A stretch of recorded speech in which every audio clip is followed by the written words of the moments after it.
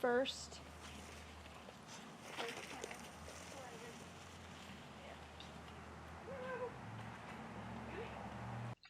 What's up, y'all? I wanted to show you what the first play session looks like with Marvel. So if you have seen the last video of when I picked him up from his house, he was coming at me like Cujo. He was very aggressive, and he is pretty much like that with anybody who comes near the female owner. He lives with a couple, a man and a woman, and he is very protective, resource guarding the female owner. So, and they have a roommate who is pretty much confined to her bedroom because anytime she comes out to go to the bathroom or just is in his line of view, he loses his mind. So, we need to fix that.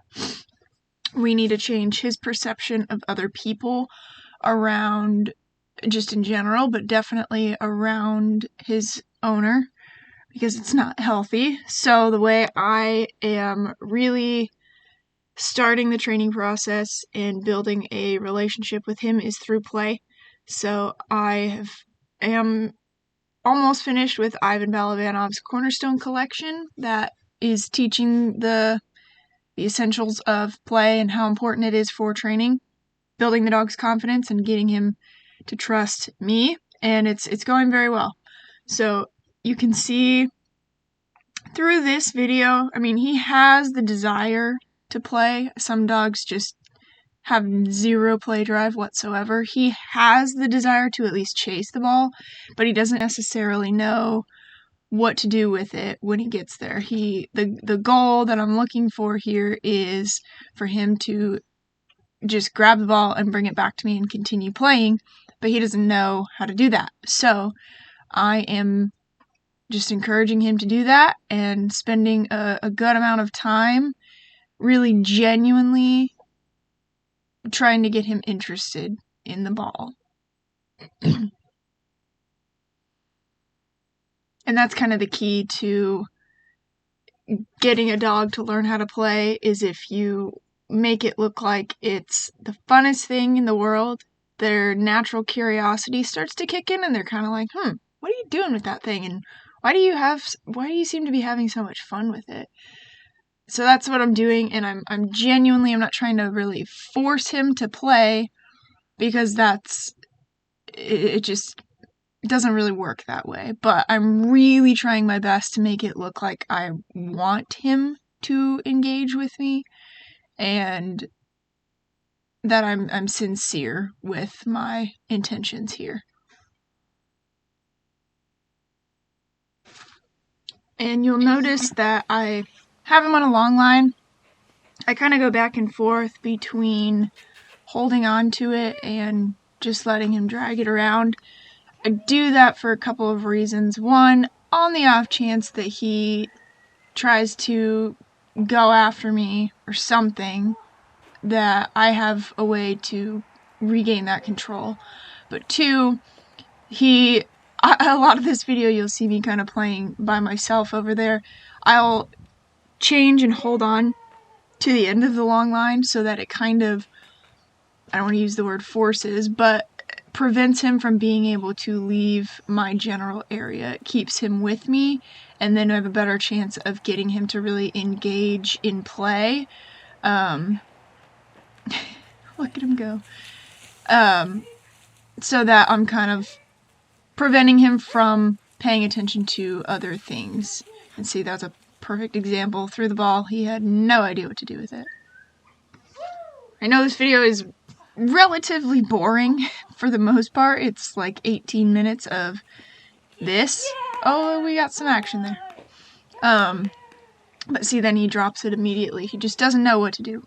So, like I said, I know it's kind of boring, but it was a really good first session, and I definitely learned a lot. This is kind of the first time I'm using this whole philosophy, this strategy, if you will, to deal with a dog who's got some behavioral problems.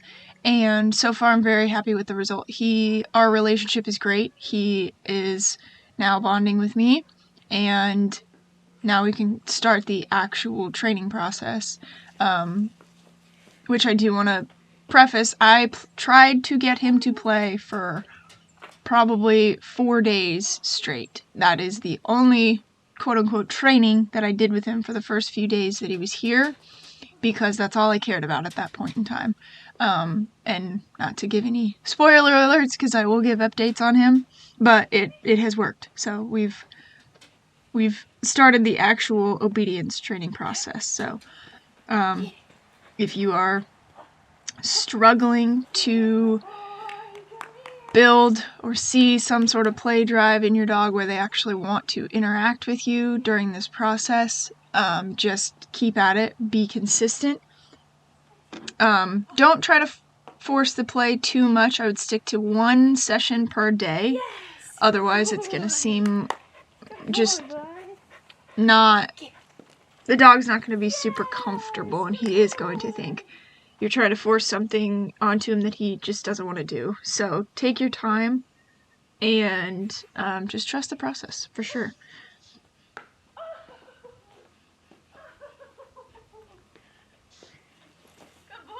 And I will say that once after taking Ivan's course, this whole idea of play, it makes so much sense the way that he explains it, because most people, and I'm one of them for the most part, I was really using food to promote engagement with a dog, and most dogs are pretty food motivated. But if you think about it, like all animals, whether it's a dog, a horse, a dolphin, a human, if we want to have fun, genuine fun, a game is going to provide that source of fun. Food is not necessarily. Food is there for eating, for survival, but if I want to have a good time, I would much rather go play a game of volleyball or even a board game with a friend or a family member over sitting down and eating with them. Not that eating a meal with somebody is not enjoyable, but as far as it being actually fun and getting kind of that release of dopamine in the brain, play and a game is going to win every time. So it really opened my eyes to the dog's brain, and makes a lot of sense to me. So I highly recommend checking out that course. It's called Cornerstone Collection, so it's a bundle actually of 3 of his other videos, so it's a little bit cheaper than if you were to buy them separately. But yeah, I couldn't recommend that enough. It's even if you're just a dog owner, but especially if you're a dog trainer, because it'll give you a really good, new, fresh perspective on ways to utilize play and how they will benefit your training.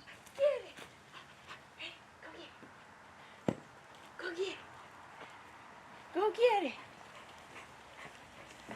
Here, Marvel. Come here, buddy.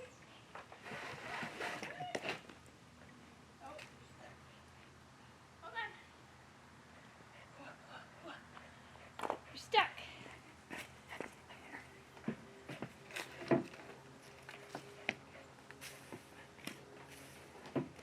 There we go. Come on. Yeah, come on.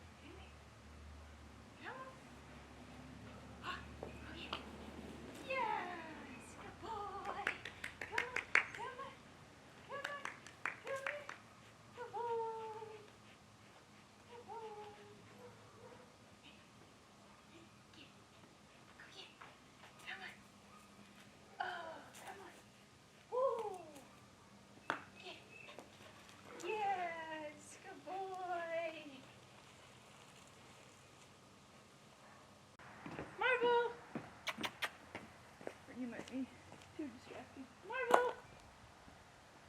Go. Come here. Come here. Come here.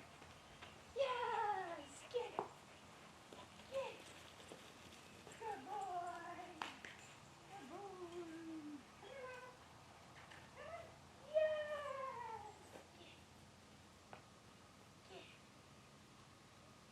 Come here. Come here. Yes. Good boy.